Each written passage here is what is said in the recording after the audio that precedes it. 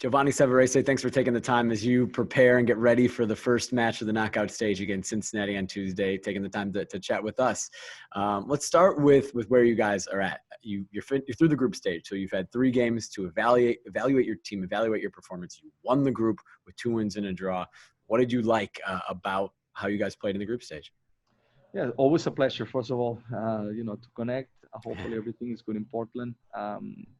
We knew that it was going to be a very difficult group, that we will have some different challenges. We knew that each team will bring a different challenge to us, and we're very content to have been able to accomplish our goal, that it was to finish on top of the group, play very good matches against very difficult opposition, and credit to the guys. And we demonstrated even more so the last game against LAFC, that with a lineup that was in rotation, we still were able to be very, very good.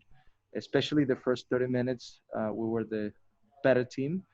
We moved the ball well. We were in control, and overall, against a very good team, we were the team that created the most chances in the game. So very pleased with the guys, and now preparing for this very difficult match that we have in front of us, that is going to be completely different than anything that we have faced so far. So we are analyzing the match that is coming, and we know it's going to be a tough one. You mentioned the rotation against LAFC that showed off the depth of your team. You make 7 changes, you still get a draw. What does it say about the depth of the team, and what does that say about the decisions that you have to make to pick a starting 11 every week? It's a position that a coach wants to be in. The difficult decisions come only when there's good competition, when there's a lot of players invested into doing well, when there's competition with quality. I think that's when the decisions are tough, and that's where a coach wants to be, at, and that's where I am right now, making tough decisions every single game. And it was proven this game against LAFC that the guys that wanted to play, that step on the field, did very well. So everybody's ready to be able to contribute, and I'm very pleased with that. Similarly, to show the fight until the end and come back and get that draw that won the group. You guys had scored first in every game. This is the first game of this tournament where the other team took the lead, but to fight back, to get that point, the group winning point, what did that say to you? What did that show you about your team this year? No, it's a very important point, because, as you mentioned, we've been able to lead in the other 2 matches. So it's been very, very good. But now we found ourselves in a situation in which we play an unbelievable beginning of the match, in which we made a very difficult LAFC. We found 1 goal. Could have been 3-0, by the 30th minute. And then all of a sudden we found ourselves losing 2-1, and being a little complicated.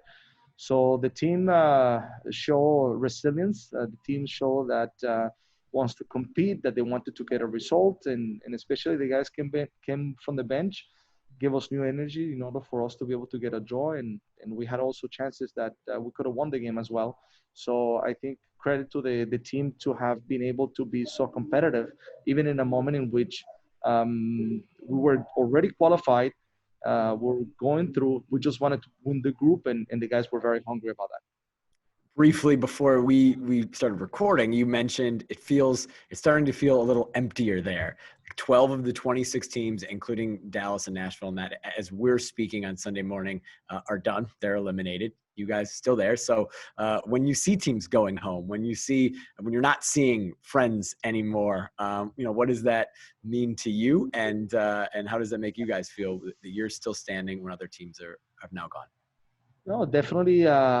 You can feel it. The change. You can feel that it's getting emptier. The teams, we see them packing and going, and we're glad that we're not in that stage, and hopefully we're not after this match coming. Very difficult match against Cincinnati. So definitely it feels emptier. And this morning we saw also the teams preparing that played last night that didn't make it through. Also, they're leaving the location. So it is very, very interesting how the places started to get a little bit with less teams, less people. And we just have to stay focused in our path, in our goal, take one game at a time.